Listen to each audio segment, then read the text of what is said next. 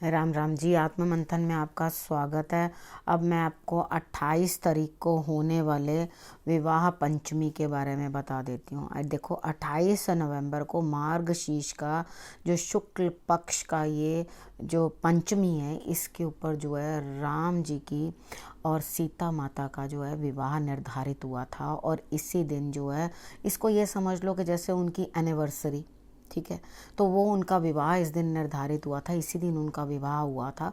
तो इस दिन को जो है हम इसलिए भी मनाते हैं कि जिन लोगों को भी विवाह का जो अभी तक सौभाग्य प्राप्त नहीं हुआ, तो वो लोग माता सीता से प्रार्थना कर सकते हैं, सुहाग का सामान उनको चढ़ा सकते हैं। और उसके बाद अगर जीवन साथी के साथ आपकी अनबन है, विवाह हो चुका है, अनबन है, किसी कारण भी आपकी आपस में बनती नहीं है, तो आपने करना क्या है, जब कल के दिन आप उनका विवाह संपन्न कराएं, अपने घर में छोटा सा कुछ भी कर लो, उनको फूल माला चढ़ा दो, आप राम जी को पीले रंग का कपड़ा चढ़ा दो, ठीक है। और उनको लाल रंग का, सीता मैया को चढ़ा दो, लाल रंग की चुनरी चढ़ा दो।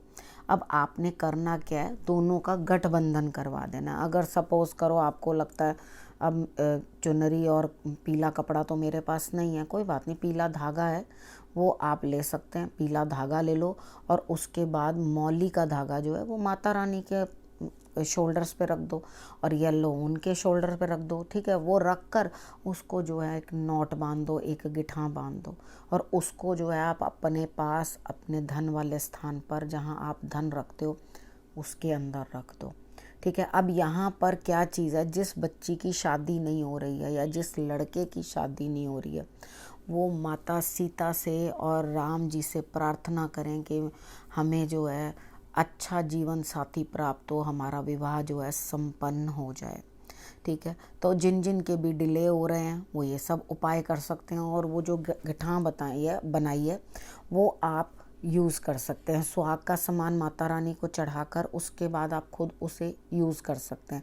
जैसे अब शादी नहीं हुई या कुछ नहीं है, तो आप किस तरह से उसको यूज़ करेंगे, आप मिरर पे लगा दें, अपनी शैडो पे, जहाँ आपकी वो आ रही है, प्रतिबिंब दिखाई दे रहा है, उसके ऊपर आपने जो है उसको लगा देना है, ठीक है। Shadow is not a right word, जो मैंने आपको बोला है, अपने प्रतिबिंब के ऊपर आपने जो है वो बिंदी भी लगा देनी है और सिंदूर भी आपने लगा देना है, ठीक है। जो माता रानी को चढ़ाया प्रसाद रूप, जो आपने मेहंदी उनको दी है, देखो अगर मूर्ति मंदिर में जाके कर रहे हो तो मूर्ति के हाथ में जो है पॉलीथिन लगाकर उसके बाद आपने मेहंदी जो है वहाँ पे लगानी है, क्योंकि अगर ऐसे लगाओगे तो मार्बल की मूर्ति होती है वो ख़राब हो जाएगी, ठीक है। तो यहाँ पर आपने इस चीज़ का ध्यान रखना है, ठीक है। अगर घर पे कर रहे हो तो घर में तो आपके इष्ट हैं, वो जैसे मर्जी आप उनको लगाओ, जिस तरह से भी आप चाहो उनको लगा सकते हो, ठीक है। अब इसी दिन से एक चीज़ और भी मैं आपको बता देती हूँ। ये तो मैंने आपको उपाय बता दिया कि आपने क्या उपाय करना ताकि आपका वैवाहिक जीवन जो है अच्छा रहे। उसके बाद अगर कोई नए बच्चे हैं जिनकी शादी हुई है, ठीक है, तो आप उनको अपने घर निमंत्रण दे सकते हैं, अगर वो कल आ सकें तो, ठीक है। उनको किसी भी एक जोड़े को अपने घर निमंत्रण दे दो, उनको बुलाओ अपने घर में, और बुला करके आप जो वर है उसको आपने घी और चावल चाहे बनाकर खाने के लिए दे दो, चाहे वैसे ही कच्चे आप दे दो, ठीक है, वो दे दो। और उसके बाद जो लेडी है उसे सुहाग का सामान कोई भी चीज़ आप दे सकते हो, और उसके बाद उनसे आशीर्वाद जो है आपने लेना है कि मुझे भी आशीर्वाद दो कि मेरा भी विवाह जो है वो संपन्न हो, ठीक है। ये उपाय आप कर लोगे तो आपके लिए रिजल्ट्स अच्छे आएंगे, ठीक। लेकिन करना श्रद्धा के साथ, क्योंकि जो भी चीज़ें होती हैं वो भाव से होती हैं। रामायण का पाठ कर सकते हो, उसमें जो उनके विवाह का जो वो है पूरा, वो आप उसका भी पाठ कर सकते हो। अगर सिर्फ वही निकाल के करना चाहो तो उसको आप कर सकते हो, वो भी आपको शुभ फल देगा। कुछ घर में सात्विक भोजन बना लो, खाना वाना सब। अब इस दिन जो है शुक्ल पक्ष वाले दिन, शुक्ल पंचमी पे विवाह एक व्रत भी शुरू किया जाता है, जिसको आप लक्ष्मी जी के रिलेटेड जो करते हैं, लक्ष्मी जी का पूजन होता है, उनके हर अंग का पूजन होता है, अलग अलग नामों से जो है उनको बुलाया जाता है। उस फिर पूजा की जाती है। उसके बाद 2 टाइम नहाया जाता है, पहले मॉर्निंग में नहाकर आपने कर लेना, उसके बाद तीसरे पहर में नहाया जाता है। नहा करके जो है लक्ष्मी माँ का पूजन किया जाता है, गणेश जी का पूजन किया जाता है। तो इस तरीके से जो है एक विवाह उसके व्रत की शुरुआत होती है। ठीक है, ये व्रत जो है आपने साल भर रखना होता है। ठीक, साल भर रखते हैं इस व्रत को, और उसके बाद जाके अगले वर्ष जो है उसका जो है आपने उद्यापन करना है। ठीक है, अगर ये व्रत आप रखना चाहते हैं कि आप संयम पालना चाहते हैं करने के लिए, तो आप वो भी कर सकते हो। तो आपको जो लक्ष्मी जी के 8 नाम हैं वो बोल लेने हैं।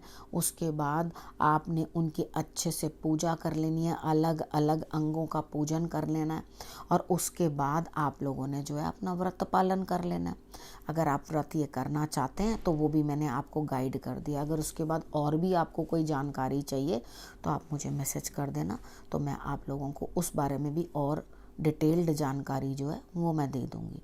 ठीक है, अभी फ़िलहाल के लिए जो कल विवाह पंचमी है उस पर आपने क्या उपाय विशेष करना है वो मैंने आपको सब समझा दिया है, आपने किस तरह से करना है। बाकी छोटी सी सेलिब्रेशन है, एनिवर्सरी उनकी मना लीजिए तो अच्छा ही लगेगा। हमारे इष्ट हैं, हमारे देव हैं वो, तो हम उनके लिए जो है इतना तो कर ही सकते हैं। ठीक है, भाव से जो भी शादीशुदा जोड़े भी हैं वो भी करें, उनको सेलिब्रेशन करो, अपने खुशियाँ मनाओ।